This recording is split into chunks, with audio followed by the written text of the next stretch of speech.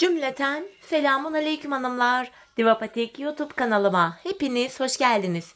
Bugün birlikte iki renkli, çok güzel, çok farklı bir 5 şiş patik yapacağız.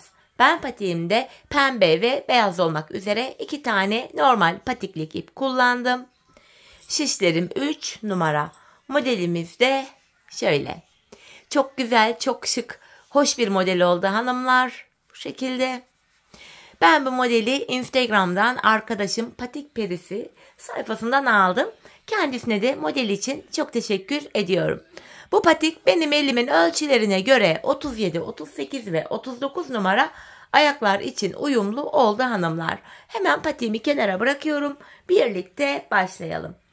Patiğime burun kısmından başladım hanımlar, pembe ipim ile 12 ilmek olarak. 12 ilmek atacağım.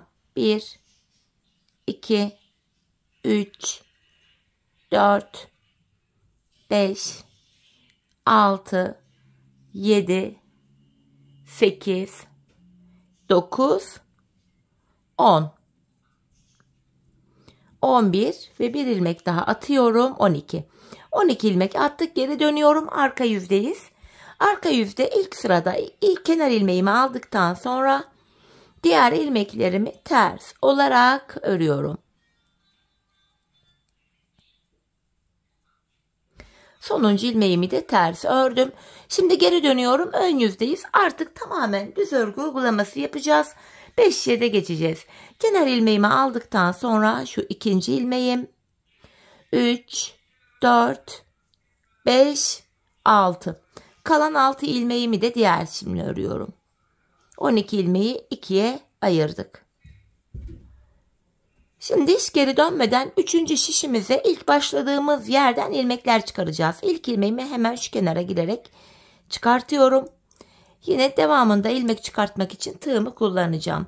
Başlangıç yerlerine ilmeğin iki kanadına birden girerek ilmeğimi çıkartıyorum. 3. şişime takıyorum.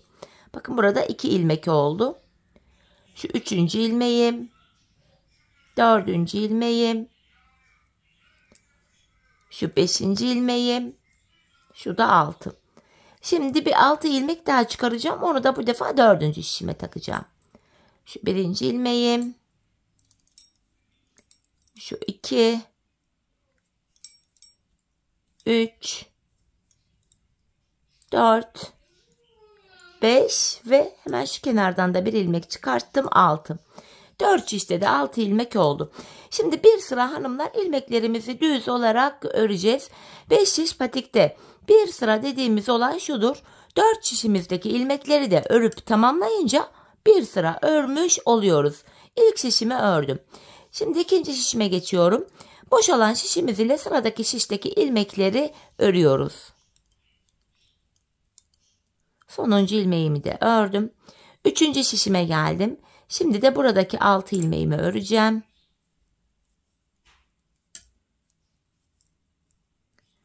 Dördüncü şişime geldim. Buradaki 6 ilmeğimi de yine boşalan şişim ile örüyorum. Böylece bir sıra örmüş oluyoruz. Evet, şimdi ilk şişimdeyim hanımlar yeniden. Artırmalara başlayacağız. Artırmalarımızı şöyle patik burnumuza baktığımızda şöyle sağ ve sol kenardan yapacağız. Ortalardan artırma yapmıyoruz. İlk şişimdeyim hanımlar. Kenarımız hemen şu başta. Burada. Hemen burada ilk 2 ilmeğimi örüyorum. Ardından ikinci ilmeğimin altındaki hemen şu ilmeğimin kenarına girip buradan aldığım ilmeğimi de düz ördüm. Kalan 4 ilmeğimi düz örüyorum yine. İlk şişimde 7 ilmeğim oldu.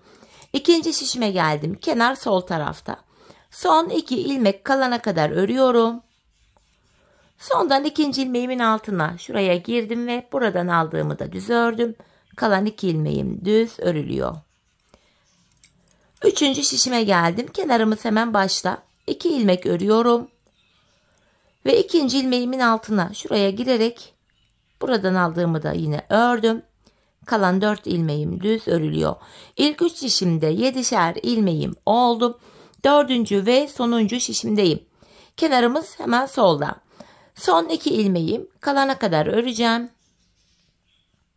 Sondan ikinci ilmeğimin altına girerek buradan aldığım ilmeğimi de ördüm. Kalan 2 ilmeğim düz örülüyor. 4 şişimizde de hanımlar 7'şer ilmeğimiz oldu. Artırmayı yaptık. Şimdi bir sıra 4 şişimdeki 7 ilmeğimi de artırma yapmadan öreceğim. 5 şiş patik burnunda bir sıra artırma yaparken bir diğer sıra artırma yapmıyoruz. Sebebi şu: her sıra artırma yaparsak şayet patik burnu bir anda açılma yapar, hoş bir görüntü olmaz. İkinci şişimdeki 7 ilmeğimi de yine ördüm. 3 ve 4. şişimi de artırma yapmadan öreceğim. Bu düz ilmekleri örerken artırma işlemini sizlere tekrar etmek istiyorum. Artırma işlemini 1. ve 3. şişimizde ilk 2 ilmeği ördükten sonra yapıyoruz. 2. ve 4. şişimizde de son 2 ilmek kalana kadar örüp öyle artırıyoruz. Evet, buradaki ilmeklerimi de ördüm. Bir sıra ilmeklerimizi düz ördükten sonra tekrar artırma zamanı. 1. şişimdeyim. Kenar başta 2 ilmek örüyorum. 2. ilmeğimin altına girerek buradan aldığımı da yine düz ördüm. Kalan 5 ilmeğim düz örülüyor. Böylece 1. şişimde 8 ilmeğim oldu. 2. şişime geldim hanımlar. Kenarımız sol tarafta. Son 2 ilmeğim kalana kadar öreceğim. Sondan 2. ilmeğimin altına girdim ve buradan aldığımı da düz örüyorum. Kalan 2 ilmeğim düz örülüyor. Burada da 8 ilmeğim oldu. 3. şişime geldim. Kenar başta 2 ilmek örüyorum. Ardından 2. ilmeğimin altına girerek buradan aldığımı da ördüm. Kalan 5 ilmeğim düz örülüyor. İlk 3 şişimde 8'er ilmeğim oldu. 4. ve sonuncu şişime geldim. Kenarımız sol tarafta. Son 2 ilmek kalana kadar öreceğim. Sondan 2. ilmeğimin altına girerek buradan aldığımı da düz ördüm. Kalan 2 ilmeğimi de örüyorum. 4 şişimizde de 8'er ilmeğimiz oldu hanımlar. Şimdi bir sıra 4 şişimizdeki 8 ilmeği de artırma yapmadan öreceğiz. Sonraki sıra artıracağız. Düz öreceğiz, artıracağız. Patik burnunu böyle tamamlayacağız. Hanımlar, ben bu patiğimde her bir şişimde 15'er ilmeğim olana kadar artırmalarımı yaptım. Ardından modelimi kurdum. Model 12 ilmek ve katları üzerine kurulduğu için 4 şişte toplam 60 ilmek oluyor. 15'er ilmek yapınca ve 12'nin katı olduğu için modelimiz gördüğünüz gibi tam denk geliyor. Şimdi hep birlikte her bir şişte 15 ilmek olana kadar artıralım, gelelim. Ardından birlikte modele başlayalım. Evet hanımlar, ben her bir şişimde 15'er ilmeğim olana kadar artırmalarımı yaptım, geldim. Artırmadan sonra bir sıra düz örmedim. Hemen modele başlayacağız. Bu modelimiz 6 sıradan oluşuyor. Her 6 sırada bir aynı işlemi tekrar edince böyle bir şekil oluşuyor. Şimdi ilk şişimizdeyiz hanımlar. Modelimizde 1. sırada. İlk ilmeğimi beyaz ipim ile örerek başlıyorum. Buraya 1 ilmek beyaz. Ardından bu beyaz ipimin ucunu şöyle pembeye düğümlüyorum. Patiğimiz sökülmesin diye. 2 tane düğüm attım. Şimdi ilk ilmeğimi beyaz ile örerek başladım. Yanına 2 tane pembe örüyorum. 2 tane pembe. 5 ilmek beyaz. 1, 2, 3, 4, 5. Bir tane pembe ve 1 ilmek beyaz ördüm. Şimdi ilk modeli yaptık. Model aralarına 2 tane pembe öreceğim. 1, 2. Şimdi diğer modelimi yapacağım. Aynı şekilde bakın, 1 beyaz örüyorum. 2 pembe. Bakın ilk modeliyle aynı şekilde yapacağız. 2 pembeden sonra 5 ilmek beyaz. 1, 2, 3, 4, 5. Yanına bir tane pembe ve 1 beyaz. İkinci modeli de yaptım. Şimdi model arasına 2 tane pembe örüyorum. 1, 2. Diğer modeli yapacağım. İlk 2 modelle aynı şekilde. 1 beyaz. Yanına 2 pembe. 5 ilmek beyaz. 3 oldu. Diğer şimdiden devam ediyorum. 4, 5. Yanına 1 pembe ve 1 beyaz. Bu modelimizde yaptık. Model arasına 2 tane pembe örüyorum. Diğer modeli yapacağız. Yine 1 beyaz. 2 pembe. 5 ilmek beyaz. 1 ilmek pembe. Ve son şişime geçtim. 1 beyaz. Bu modeli de yaptık. Araya 2 tane pembemi örüyorum. Diğer modelimi yapacağım. 1 beyaz, 2 pembe, 5 ilmek beyaz, 1 pembe ve 1 beyaz. Model arası için 2 tane pembemizi ördük. Modelde birinci sıramızı hanımlar böylece tamamladık. 4 şişimize de modelimizi kurduk. Şimdi tekrar ikinci şişimdeyim hanımlar. Modelimizde de ilk şişimdeyim. Modelimizde ikinci sıramız. İlk ilmeğimi pembe ile örüyorum. Yanına bir beyaz. Tekrardan 2 tane pembe örüyorum. Şimdi 3 beyaz. 1, 2, 3. Bir tane pembe ve 3 tane beyaz. Bu şekilde hanımlar bakın ilk modelimizi yapmış olduk. Şimdi model aralarına yine 2 tane pembe öreceğiz. 1, 2. Diğer modeli yapacağım. İlk modelle aynı şekilde. 1 beyaz, 2 tane pembe. İkinci şişimdeyim. Şu ikinci pembem. 3 beyaz, 1 pembe, 3 beyaz. Diğer modeli de yaptık. Şimdi model arası için 2 tane beyaz örüyorum. Bir diğer modelimi yapacağım. 1 beyaz, 2 pembe, 3 beyaz. Üçüncü şişimdeyim. Şu üçüncü beyazım. 1 pembe, 3 beyaz. Modelimizi yaptık ve yine model arasına 2 tane pembe örüyorum. Diğer modelimi yapacağım. 1 beyaz, 2 pembe, 3 beyaz, 1 pembe, 3 ilmek beyaz öreceğim. Dördüncü şişime geldim. Şu 2, şu da üçüncü beyazım. Ve modeli yaptık. Araya 2 tane pembe örüyorum. Sonuncu modeli yapacağız. 1 beyaz, 2 pembe, 3 beyaz, 1 pembe, 3 beyaz. Ve kalan son bir ilmeğimi pembe ile ördüm. Modelde ikinci sıramızı da tamamladık. Şimdi tekrar ilk şişimdeyim. Modelimizde de üçüncü sıramız hanımlar. Bu sıramızda ilk 2 ilmeğimi pembe ile öreceğim. 2 ilmek pembe. 1, 2. Buraya bir tane beyaz örüyorum. 2 tane pembe. 1 beyaz. 1 pembe. 5 ilmek beyaz. 3, 4, 5. Bu şekilde ilk modelimizi yaptık. Şimdi model aralarında 2'şer tane pembemiz var. 1, 2. Şimdi diğer modelimi yapacağım. 1 beyaz. İkinci şişimden devam ediyorum. 2 pembe. 1 beyaz. 1 pembe. Ve 5 ilmek beyaz. 3, 4, 5. İkinci modeli de yaptık. Araya şimdi yine model arasına 2 tane pembe ördüm. Diğer modelimi yapacağım. 1 beyaz, 2 pembe, 1 beyaz, üçüncü şişime geldim.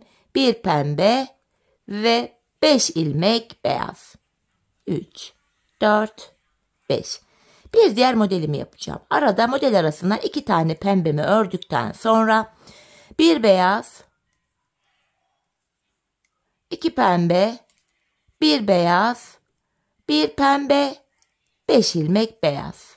2,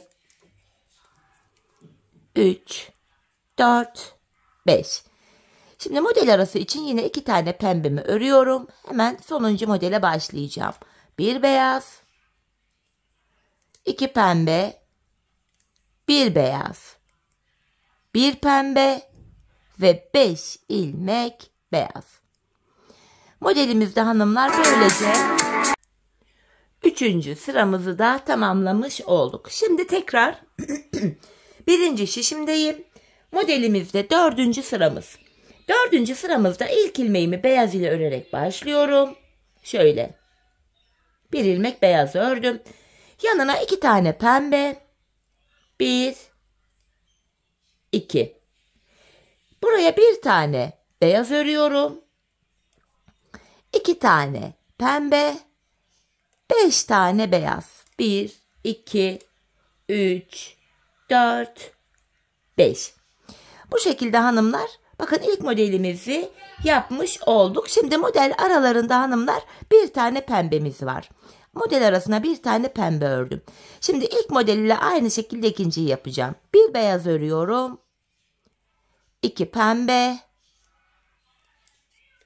İkinci şişimden devam edeceğim. Bir beyaz.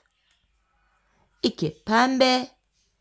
5 ilmek beyaz. 2, 3, 4, 5. İkinci modeli de yaptık. Model arasına bir tane pembemi örüyorum. Diğer modelimi yapacağım. Bir beyaz. 2 pembe. Bir beyaz. 2 pembe. Ve 5 ilmek beyaz. Üçüncü şişten devam ediyorum. 1, 2, 3, 4, 5. Model arası için bir ilmek pembeyi ördüm. Diğer modelimi yapacağım. Bir beyaz. 2 pembe. Bir beyaz.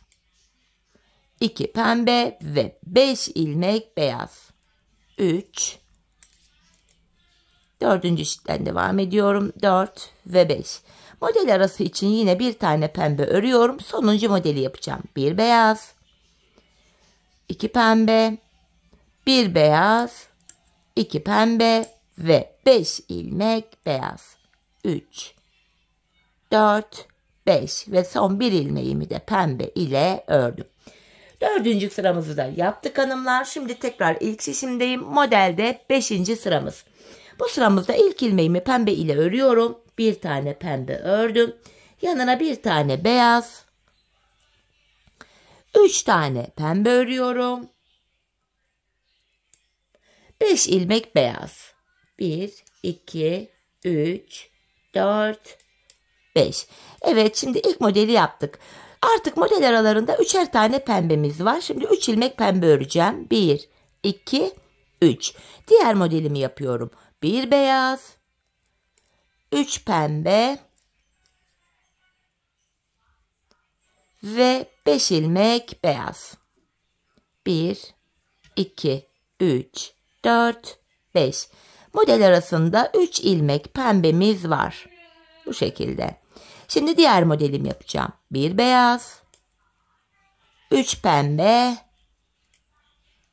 5 ilmek beyaz. 1, 2, 3, 4, 5. Model arasına 3 ilmek pembemi örüyorum. Diğer modeldeyim. Bir beyaz. Hemen yanına bir beyazdan sonra 3 ilmek pembe ve 5 ilmek beyaz. 2, 3, 4 ve 5. Model arasına yine 3 ilmek pembemi öreceğim. 1, 2 ve 3. Sonuncu modelimi yapıyorum. Bir beyaz. 3 pembe. 5 beyaz. 3, 4, 5. Ve kalan son 2 ilmeğim pembe ile örülüyor. Böylece modelimizde 5. sıramızı da tamamladık hanımlar. Zaten model ördükçe kendini gösterecek. Şimdi tekrar ilk şişimdeyim. Modelde 6. ve sonuncu sıra. Bu sıramda hanımlar hemen ilk 2 ilmeğimi pembe ile öreceğim. 2 ilmek pembe. Yanına bir tane beyaz. Bir tane pembe. 5 ilmek beyaz. 1, 2, 3, 4, 5. 2 tane pembe. Ve 1 ilmek beyaz. İlk modelimizi bu şekilde yaptık. Model aralarında 2'şer tane pembemiz var. 1, 2. Şimdi ikinci modelimi yapacağım. İlk modelle aynı şekilde. Bir beyaz. İkinci şişimdeyim. Bir pembe. 5 beyaz. 1, 2, 3, 4, 5. 2 tane pembe. Yanına bir ilmek beyaz. İkinci modeli de yaptık. Model arası için 2 tane pembemi ördüm. Diğer modelimi yapacağım. Bir beyaz. Bir pembe, 5 beyaz, 2 oldu. Devam ediyorum. 3, 4, 5. Yanına 2 tane pembe ve 1 tane beyaz. Model arasına yine 2 tane pembemi ördüm. Yanına, pardon, model arası değil.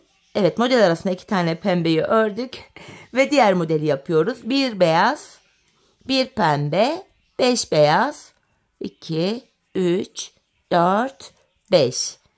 Hemen yanına 2 tane pembe ve 1 ilmek beyaz. Modelimizi yaptık. Yine model arası için 2 tane pembem var. Sonuncu modelimi yapacağım. 1 beyaz, 1 pembe, 5 ilmek beyaz, 3, 4, 5.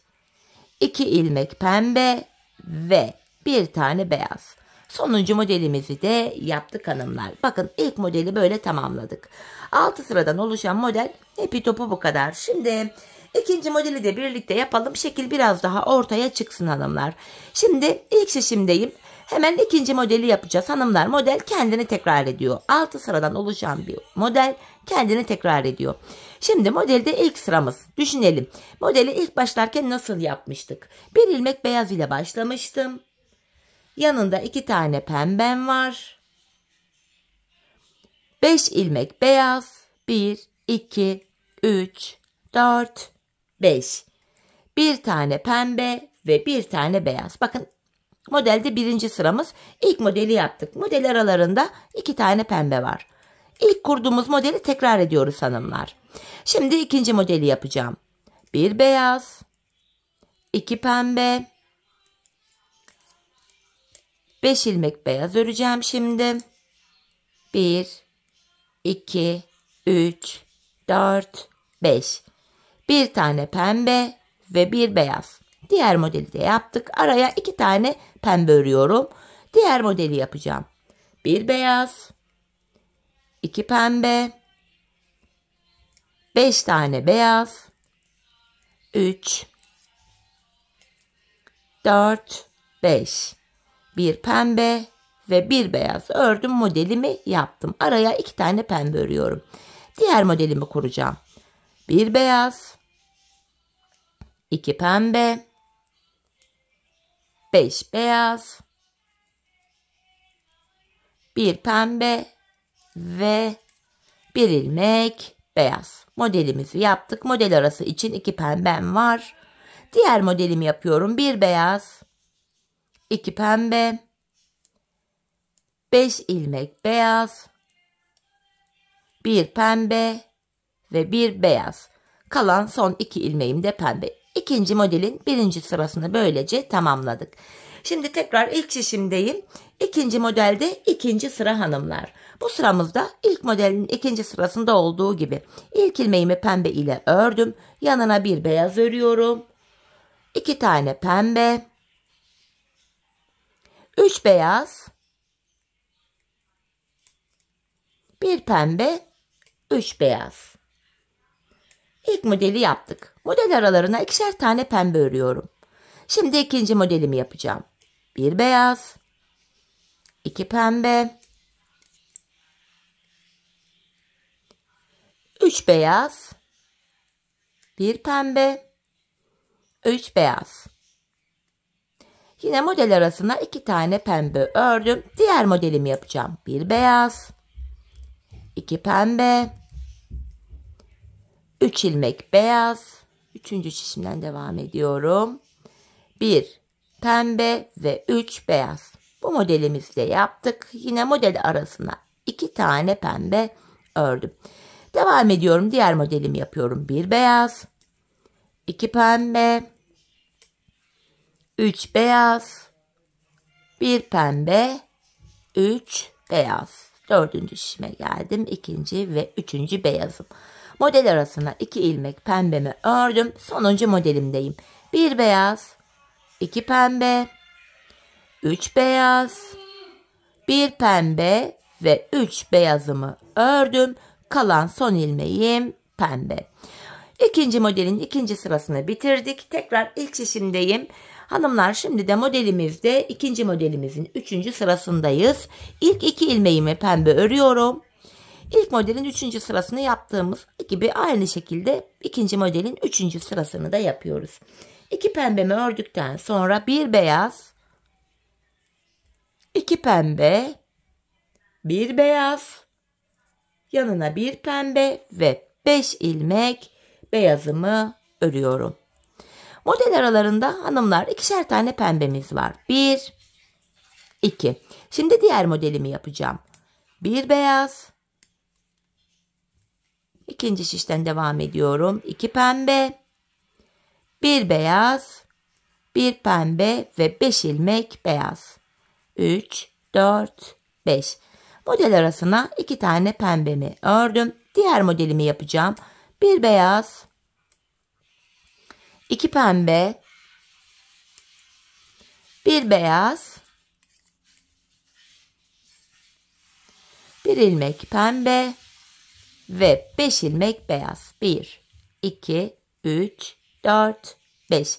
Araya 2 tane pembe örüyorum. Şimdi diğer modelimi yapacağım. Bir beyaz, 2 pembe, bir beyaz, bir pembe, 5 ilmek beyaz.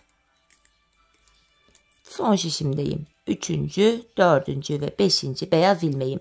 Şimdi model arasına yine 2 tane pembe ördüm. Son modeli yapıyorum.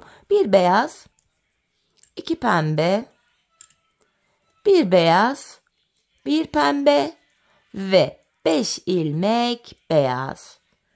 3. sıramızı bu şekilde tamamlamış olduk hanımlar. Şimdi tekrar ilk şişimdeyim.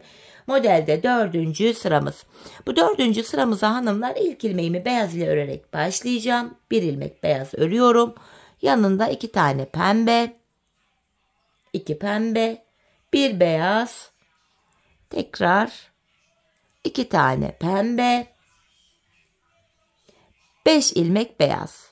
1, 2, 3, 4, 5. İlk modelimizi yaptık. Şimdi model aralarına bir tane pembe örüyoruz. İkinci modelimi yapacağım. Bir beyaz, 2 pembe,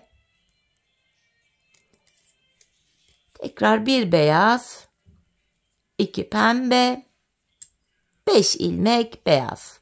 1, 2, 3, 4, 5. Model aralarında bir tane pembemiz var. Diğer modelimi yapıyorum. Bir beyaz, 2 pembe, bir beyaz, 2 pembe ve 5 ilmek beyaz öreceğim. 3. şişten devam ediyorum. 1, 2, 3, 4, 5. Model arasına bir pembe ördüm. Diğer modeli yapacağım. Bir beyaz, 2 pembe, bir beyaz, 2 pembe, 5 beyaz. 1, 2, 3, 4, 5. Model arasında bir pembem var. Sonuncu modeldeyim. Bir beyaz, 2 pembe, bir beyaz, 2 pembe ve 5 ilmek beyaz. 4, 5 ve son bir ilmeğim pembe. 4. sıramızı da yaptık hanımlar. Bakın şeklimiz yavaş yavaş kendini göstermeye başlıyor. Şimdi modelimizde 5. sıradayız. İlk ilmeğimi pembe ile örerek başladım. Yanına bir tane beyaz, 3 ilmek pembe ve 5 ilmek beyaz. 2, 3, 4, 5. İlk modeli yaptık. Bu defa model aralarında 3 tane pembem var. 1, 2, 3. İkinci modeli yapacağım. Bir beyaz, 3 pembe, şu 2, şu da 3. pembem ve 5 ilmek beyaz. 1, 2, 3, 4, 5. Model arasına 3 ilmek pembe örüyorum. Bir diğer modelimi yapıyorum. Bir beyaz, 3 pembe ve 5 tane beyaz. 1, 2, 3, 4, 5. Yine model arası için 3 ilmek pembemi örüyorum. Bir diğer modelimi yapacağım. 1 beyaz, 3 pembe, 5 beyaz. 1, 2, 3, 4 ve 5. Model arası için yine 3 tane pembem var. Son modelimi yapıyorum. 1 beyaz, 3 pembe, 5 beyaz. 4, 5 ve kalan son 2 ilmeğim pembe. 5. sıramızı da böylece bitirdik hanımlar. Şimdi tekrar ilk şişimizdeyiz. İkinci modelin 6. ve sonuncu sırası. İlk 2 ilmeğimi pembe ile örerek başladım. Buraya bir tane beyaz, bir tane pembe, 5 tane beyaz, 2 tane pembe ve bir tane beyaz. İlk modelimizi yaptık hanımlar. İlk modelimiz bu. Model aralarına 2 pembe örüyoruz. 1, 2. Şimdi hemen ikinci modeli yapacağım. 1 beyaz, 1 pembe, 5 beyaz, 2 pembe ve 1 beyaz. Şimdi ikinci modeli de yaptık. Araya 2 tane pembe ördüm. Üçüncü modeli yapacağım.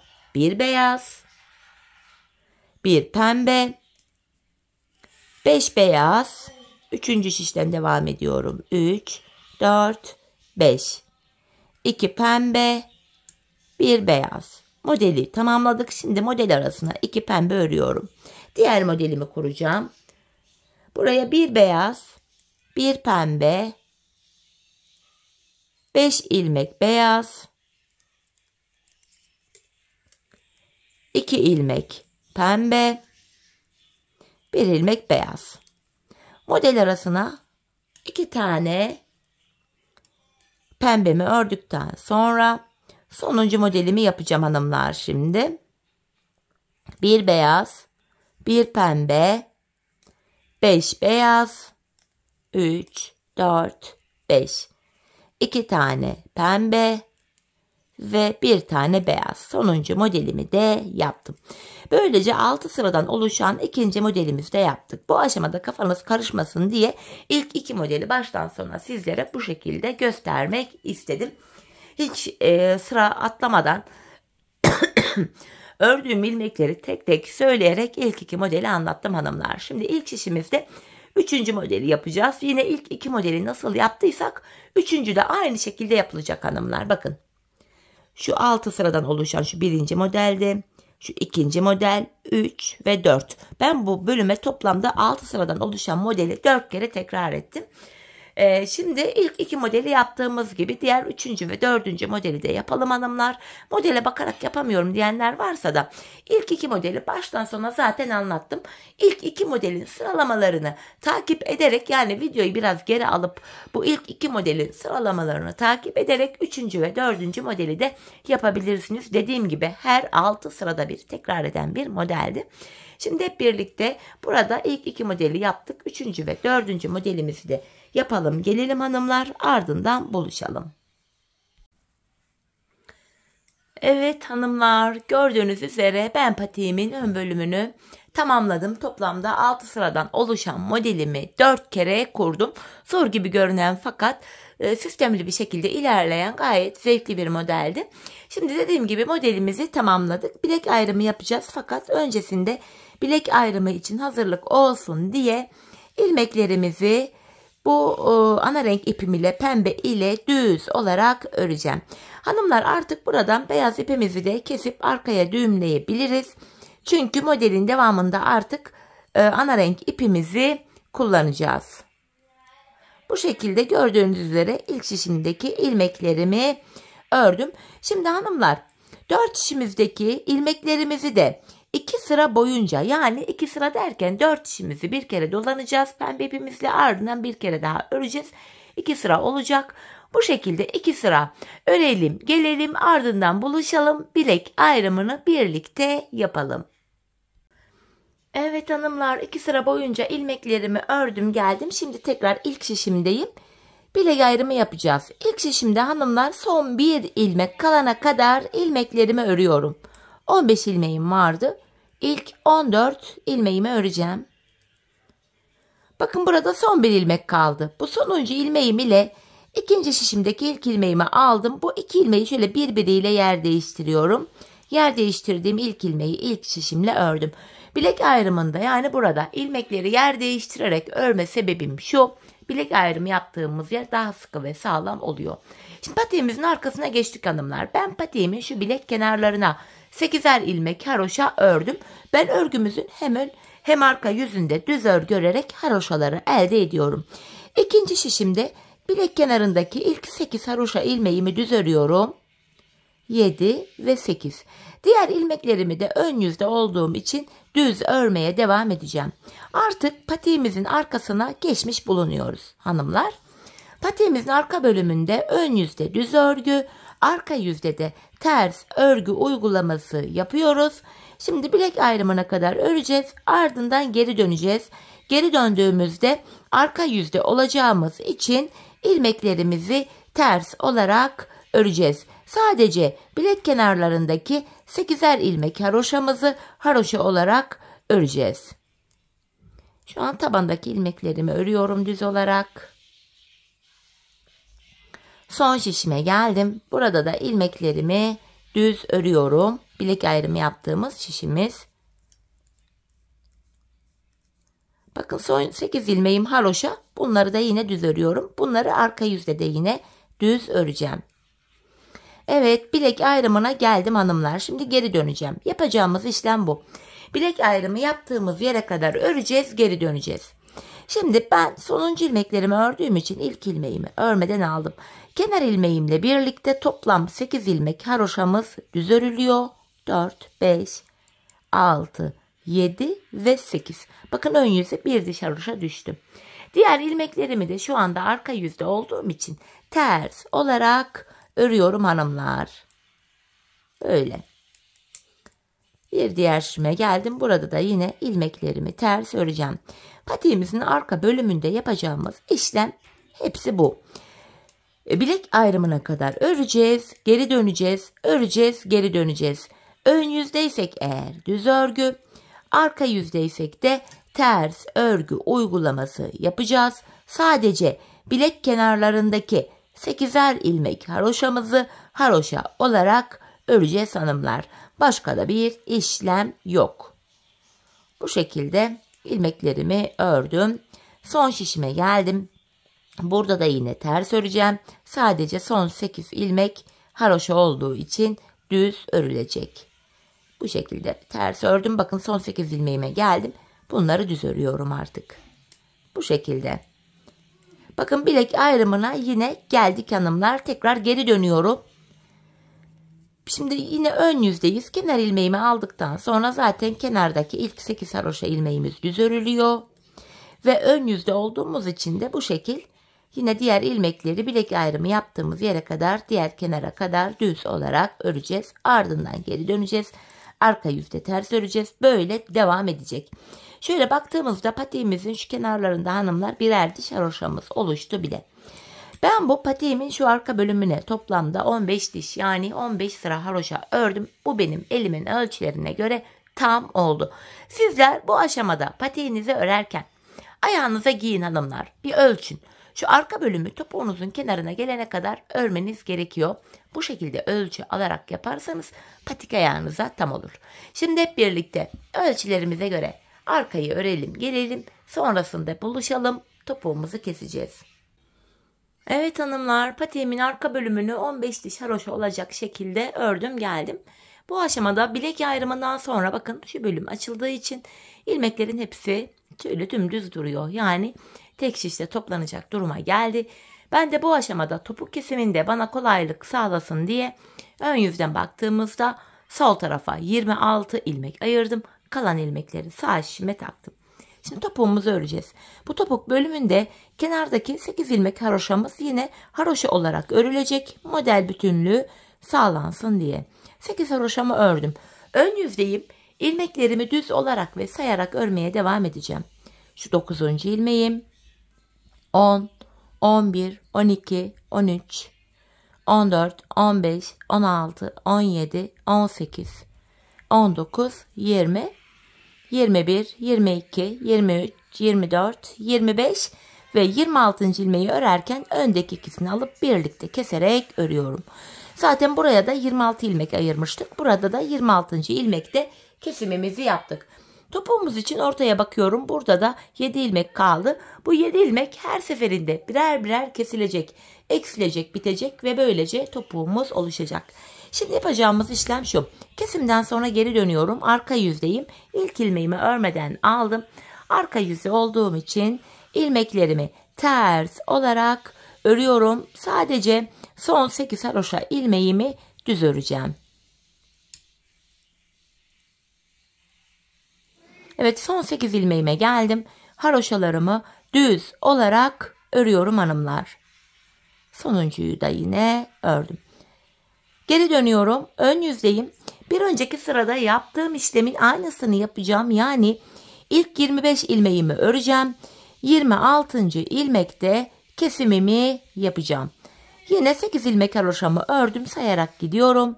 9, 10, 11, 12, 13, 14, 15, 16, 17, 18, 19, 20, 21, 22, 23, 24, 25. 26. ilmekte öndeki ikisini kestim.